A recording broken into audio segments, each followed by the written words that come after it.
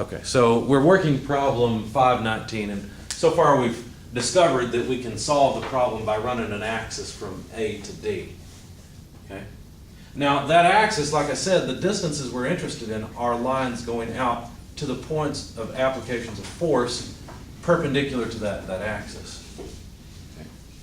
Now, we know that this length is 1 meter, this length is a half a meter, and this length is a half meter because of the picture we were given.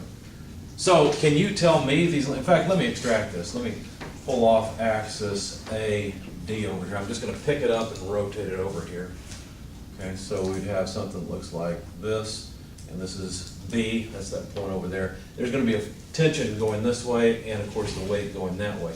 But I'm just looking at the geometry right now. So that if this is a half meter, and this is a half meter, and this is 1 meter, what is this distance? Or better yet, what's this distance? Does anyone have that memorized right off? You know what that is? It's a 45-degree triangle, right? This is 45 degrees. So this one here, if you want the length of this side, well, by Pythagorean's theorem, it's pretty easy, but if I'm thinking right, it should be 0.707, right? Let's check and make sure, because grab your calculator. The length of this side would be the same, so take 0.707 squared plus 0.707 squared, take the square root of it and see if you get 1.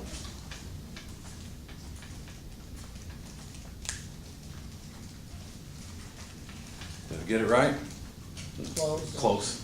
Yeah, this is an irrational number. The 0.707 is an irrational number, but that's just the length of this other side. So what's the length of this part here? It's just going to be half of that, right? So take 0.707 divided by 2, and that's the length of this other side. Okay. So that's what, 0.35, well, more than that. Put in your calculator, please. I don't want to think right now. 0.3535. How much? 0.3535. All right, thank you. Well, that makes sense. Should have done that. Oh, well. Well, no, wait a second. No, is that right? Because the 3.5, yeah, because it's in that place. For some reason, I'm thinking of the 7 as being here. That's where I got tripped up. Okay? So there we go. So those are the distances we need. So if we sum moments about line DA, then we know that the thing's in equilibrium, right? So we know we're going to get 0 ultimately. But let's go ahead and write everything down. We're going to have, I went ahead and just wrote down that we got 9,810 newtons. I think I did that right. It's a, did I mess that up again? It's 100 kilograms times 9.81. Yeah, I messed it up again. How about 981 newtons? Sound better? All right, so 981 newtons. Now, am I really concerned about the direction?